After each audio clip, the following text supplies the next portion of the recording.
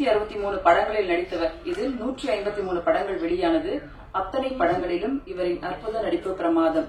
Super ஸ்டாரின் கடிதம் ஒன்று கோடம்பாக்கத்தில் இவருக்கு வெற்றி பாதையை காட்டியது. ரெட், மாயன் என்று 2 படங்களை இயக்கினாலும் இவரின் யதார்த்த நடிப்பு காயத்திற்கும் மற்றவர்கள் நியாயத்திற்கும் பக்கம் நின்றது. இவர் சிரித்தாலும் ரசிக்கலாம், இவர் பேசினாலும் சிரிக்கலாம். ஹாலியில் நம் முகங்களில் புன்னகை வண்ணம் பூச ஆடிட்டர் அட்ராசிட்டியாக வந்த அண்ணன் சிங்கம்புலி அவர்களுக்கு சமைக்கிறேன்.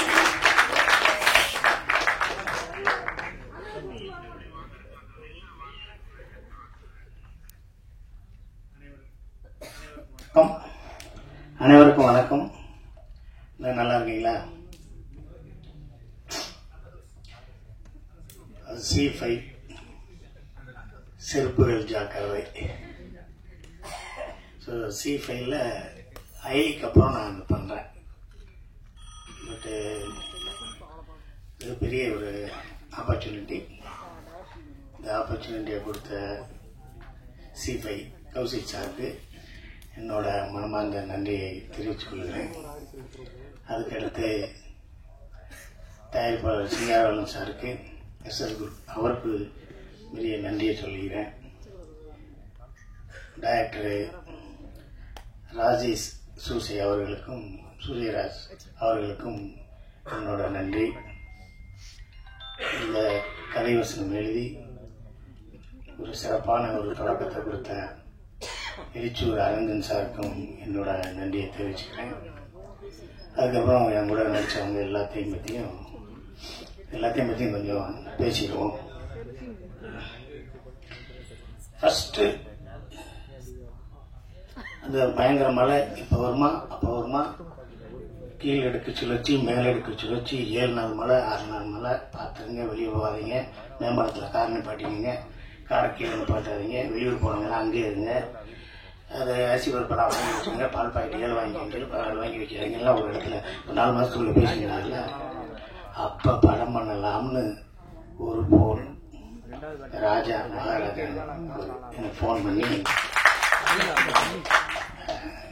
இந்த மாதிரி C5ல ஒன்று பண்ணலாம், மழை பெய்யுது பரவாயில்லண்ணே, இல்லை பால் பாக்கெட் 6 வாங்கினே வாங்கினே போகலாம் அப்படின்னு. அதுக்கப்புறம் இருந்து அன்னைக்கு எழுச்சியூராக இருந்தோம். ராஜேஷ் சாரும் வீட்டுக்கு வந்து பண்ணலாம் அப்படின்னாக்க, சரி பண்ணலாம் அப்படின்னா, சரி பண்ணலாம், எப்படி பண்ணலாம், அந்த ரைட்டர்கிட்ட பேசிட்டுங்கன்னே வந்துடுறேன்ட்டு ஒரு 10 நிமிஷம் இருந்துட்டு ராஜேஷ் போயிட்டாரு. இப்போ என்ன பயங்கர ஃபாஸ்டான கதையாக இருக்கே அப்படின்னு நினைச்சேன். அப்புறம் தான் நான் 4 போலீஸ் நல்லா இருந்த ஊரும் பண்ணேன். ஒரு டைரக்டர் கிருஷ்ணாங்க அவர்கிட்ட இருந்திருக்காரு, நாகா சார்ட்ட இருந்திருக்காரு அப்படின்னு அவரை பற்றி எல்லாம் இருந்து. அதுக்கப்புறம் நாங்கள் ஒரு 1.5 hour அரவிந்த் சார் நானும் அவரும் பேசணும். அவர் கூட ஏன் பேசணும், பேசவே வேண்டாம். அவர் பேப்பரில் எழுதி கொடுத்து கீழே போட்டாலே அது தங்க எடுத்தாலே சூப்பராக ஷூட் பண்ணி கொடுத்துருவாப்புல, கோடு போட்ட மாதிரி இருக்கும். நான் எலிச்சார்ட்டை ஒர்க் பண்ணும்போதே அவரை பற்றி எனக்கு அவ்வளோ நல்லா தெரியும். என்னோட மனங்கத்தி பறவை, தேசிங் ராஜா, அந்த படங்கள் எல்லாம் அவங்களோட எவ்வளோ கான்ட்ரிபியூஷன்ஸ் எல்லாம் இருந்துச்சுன்னு எனக்கு நல்லா தெரியும். பேசியிலே அவ்வளோ சிறப்பாக காமெடியாக பேசிகிட்டு இருப்பார். இன்னும் எவ்வளோ கதைகள் வச்சுருக்காருன்னே தெரியல. அந்த ஒரு ஏரியாவில் ஒரு கதை இருக்குது, இந்த ஒரு ஏரியாவில் இருக்குது, அப்படி இருக்குது, இப்படி இருக்குது அப்படின்னு சொல்லிக்கிட்டே இருப்பார். ஸோ அவரோட திறமைக்கு இன்னும் பெரிய உயரத்தை அவர் தொடரணும் அப்படின்னு நான் வேண்டிக்கிறேன். அப்புறம் ஃபஸ்ட்டு இந்த தயாரிப்பாளர், நம்ம தயாரிப்பாளர் SS குரூப் சிங்காரவலன் சாருக்கு இன்னும் கொஞ்சம் சரியாக பேச தெரியல. என்ன பேச தெரியலன்னா, டக்குன்னு போனோம், ஒரு 3 மாதத்தில் எடுத்துக்கலாம், அப்படி ஒன்றும் சிரமம் இல்லாமல் எல்லாம் சப்போர்ட் பண்ணாங்க. அப்படி பேசக்கூடாது சார், நாங்கள் இந்த கதையை சிங்கப்பூரில் இருக்கையில் கொஞ்சம் டிசைட் பண்ணோம். அப்புறம் இங்கே வந்து அப்புறம் எல்லா ஆர்டிஸ்டையும் நாங்கள் ஃபார்ம் பண்ணோம்னே எங்களுக்கு 7 மாதம் ஆயிடுச்சு. அந்த மாதிரி ஷூட்டிங் நாங்கள் ரெடி பண்ண இடத்துலலாம் 16 கேரவன் அப்படியெல்லாம் நிற்கிறதுக்கு இடமே இல்லை. ஹீரோயினுக்கெல்லாம் மேக்கப் போட்டு வரையில் 3.5 மணி நேரம் ஆகும் சார். மதியானம் 2 ஷாட்டு நான் எடுக்க முடியும். அதுக்கப்புறம் நாங்கள் செலக்ட் பண்ண கேமரா பாம்பேயில் இருக்குது சார்.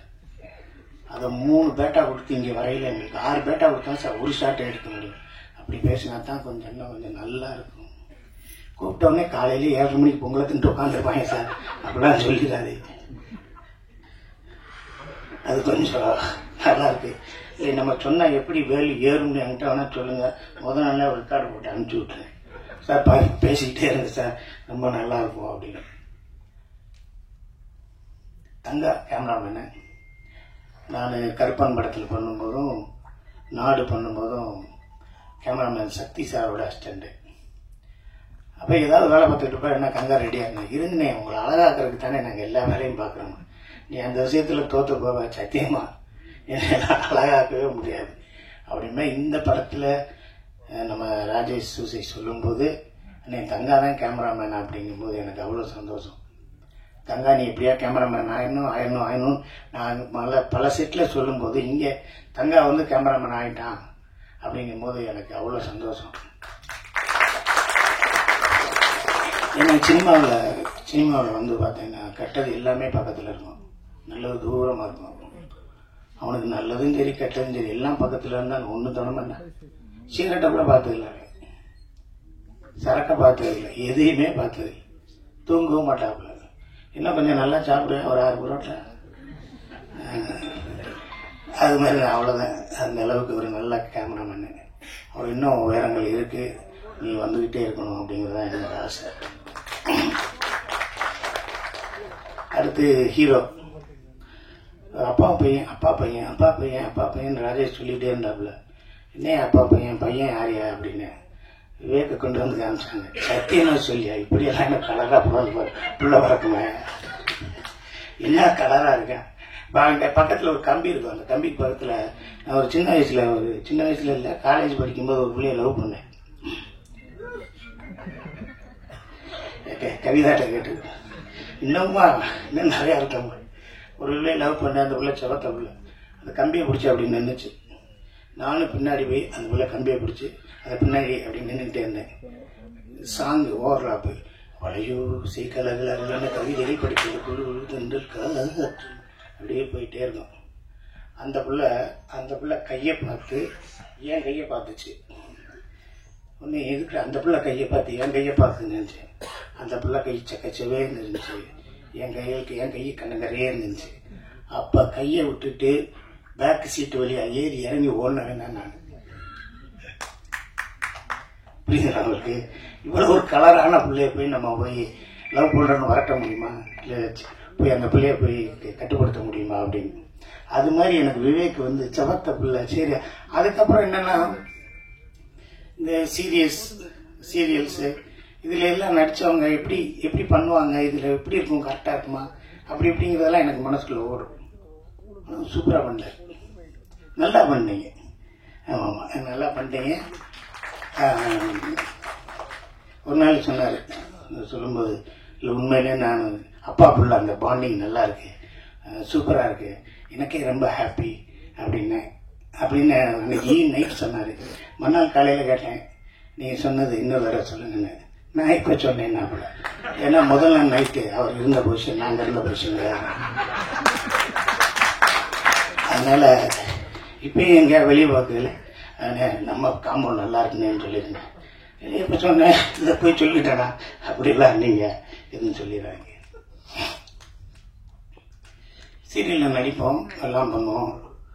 அப்போ வந்து ஒரு ஃபோட்டோ எடுங்க, என் செல்லு சரியில்லை அப்படிம்போம் கூட நடிக்கிற லேடிஸ்ட்டு. அப்போ என்ன அவங்க நம்பர் வாங்குறதுக்கு அவ்வளோ ஒரு கேவலமான எண்ணம். உங்கள் போட்டோவில் எடுங்க, உங்கள் கேமரா நல்லா செல்லு, அதில் எடுத்து எனக்கு அனுப்புங்க, இல்லை நம்பர் வந்துடுங்களா, அப்படி வந்து உங்கள் போட்டோவில் எடுத்து அனுப்புங்க அப்படின்னு சொல்லி ஐராட்ட சொன்னேன். ஐராவும் எடுத்து அனுப்பிச்சிருச்சு. அதுக்கப்புறம் எனக்கு நீங்கள் நம்பவே மாட்டீங்க, இன்னைக்கு காலையில் கூட C5ல சொல்லிச்சு ஆஃபீஸில், ஏன் நான் ஃபோன் பண்ணால் எடுக்க மாட்டேறீங்க, ரொம்ப தேங்க்ஸ்ப்பா. ஆமாம், பொழுதுனைக்கு ஏன் பண்ணுறீங்க அப்படின்னு கேட்டு இப்போ ஏன் நீங்கள் ஃபோன் பண்ண மாட்டேங்கன்னு கேட்கும்போது எனக்கு ரொம்ப சந்தோஷமாக இருக்கு. இந்த படத்தில் இந்த சீரீஸில் நிறைய பேர், எல்லா பேருமே நல்ல கேரக்டர்ஸு, எல்லாமே நல்லா பண்ணியிருந்தாங்க. எல்லாருமே ஒரு வேறுபாடே இல்லை, இதை பண்ணணும் அதை பண்ணணும் இப்படி பண்ணணும் அப்படி பண்ணணும் அப்படியெல்லாம் இல்லை. இது மஞ்சுவாக இருக்கட்டும், ரோஸ்லினியாக இருக்கட்டும், பரிமளாவாக இருக்கட்டும், அவங்க தேவியாவாக இருக்கட்டும், எல்லா பேருமே அப்புறம் தங்கலானில் மெயின் வில்லன் நடிச்சார் தம்பியாக இருக்கட்டும், எல்லாருமே ரொம்ப நல்லா பண்ணியிருந்தாங்க. அங்கே ரூமில் நீங்கள் பார்த்தீங்கன்னா ஒரு செட்டு இருக்கும், அந்த செட்டுக்கு ஓரமாக ஒரு ரூம் இருக்கும், அந்த ரூமில் ஒரு ஏசி ரூம். அதை நீங்கள் போய் தங்கிக்கங்கன்னாங்க. நான் அங்கே போய் இருந்துட்டேன். முதல் 5-6 நாள் தான் அங்கே இருந்தேன்.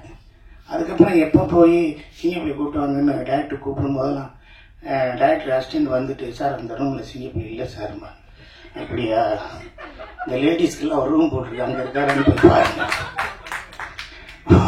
போய் உண்மையில அங்கே தான் சார் உட்காந்துருக்காரு அப்படின்னா, ஏன் சார் அங்கே போய் இல்லை சார் இந்த ஏசி நல்லா இருக்கு அப்படின்னு.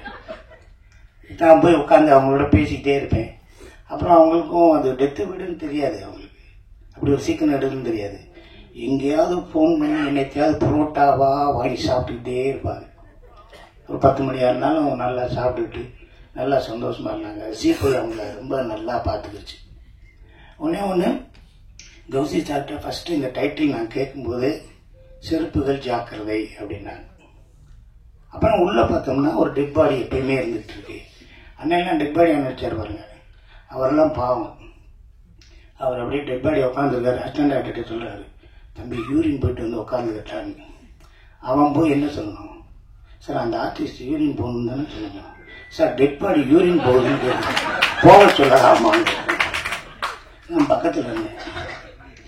பயவுள்ள அவர் பேரை கேட்டு அவர் ஆர்டிஸ்ட் போறாரு, டெட் பாடி யூரின் போகணும் இப்படியெல்லாம் பேசுவாங்க.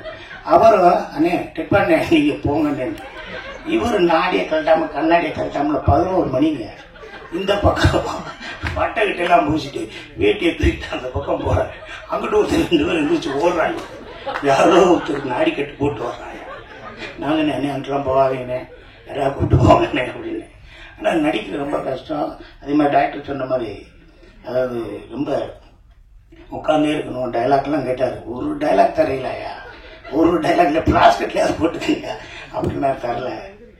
ரொம்ப நல்லா இருந்துச்சு. அதாவது செருப்பு டெட் பாடி அப்படிங்கிறது ரெண்டுமே வந்து இறந்தோடனே 2 மணி நேரத்துக்கு மேலே வச்சுக்க மாட்டோம், மறுநாள் கூட வச்சுக்க மாட்டோம்.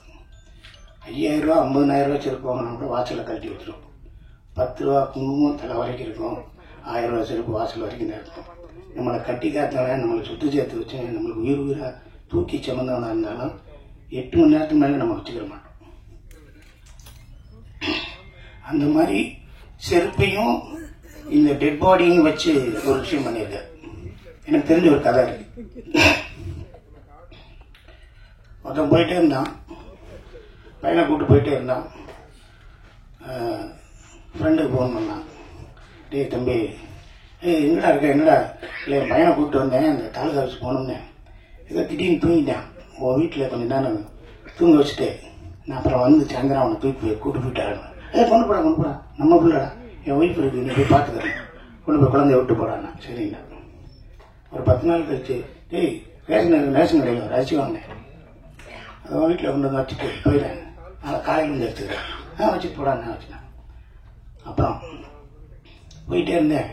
என் செருப்பு வந்து போச்சு, உன் வீட்டில் போட்டு போகிறேன், நாளைக்கு வந்து எடுத்துக்கிறேன். என்ன வழக்கமாக உன் செருப்பை கொண்டு போகிறதுக்கு என் வீடு தான் கிடச்சா அப்படின்னா இன்னொரு. அதுக்கு அடுத்து, டே எங்கள் அப்பா செத்து போனாரு, ஓட்டு வழியாக தான் சுடுகாட்டு போகிறேன், இன்னைக்கு மழை வந்துருச்சு, அங்கே புதைக்க மாட்டேன்னு வேறு ஏதோ சொல்லிக்கிட்டாங்க, நான் உன் வீட்டு வாசலில் வச்சுட்டு நாளை காலையில் வந்து தூக்கிட்டு போகிறேன், உன்னை கொன்னே விடுவேன், பணத்தை கொண்டு வந்து எங்கடா வைக்கிறேன். ஸோ இந்த செருப்புக்கும் பணத்துக்கும் நம்ம சமூகத்தில் கொடுக்குற மரியாதை என்ன இருக்கு. ஆனால் அதை அந்த செருப்பையும் அந்த டெட் பாடியும் வச்சு அவ்வளோ அழகா எழுச்சூராமன் சார் எழுதியிருக்காரு. அவ்வளவு காமிக்கலா எழுதியிருக்காரு. அது அவ்வளவு சுவையா அருமையா ராஜேஷ் சூசை எழுதியிருக்காரு. நம்ம ராஜேஷ் சூசைக்கு ஒரு பிளஸ் என்னன்னா, first Seruppugal Jaakirathai director by G பிலிம்ல டைரக்டர் பை ராஜேஷ்னு நம்ம எம் ராஜேஷ் சாரை போட்டு விட்டாங்க. அப்பயே நினைச்சேன் பெரிய வேலை தான் வந்திருக்கு அப்படின்னு. அதுக்கப்புறம் இப்பதான் நம்ம ராஜேஷ் சூசையை போடுறாங்க. நல்லது உங்களுக்கு, அது சவாரி மாதிரி ஒரு பேர் கிடைக்கிறதுக்கு ஒரு பெரிய விஷயம். ஓகேவா.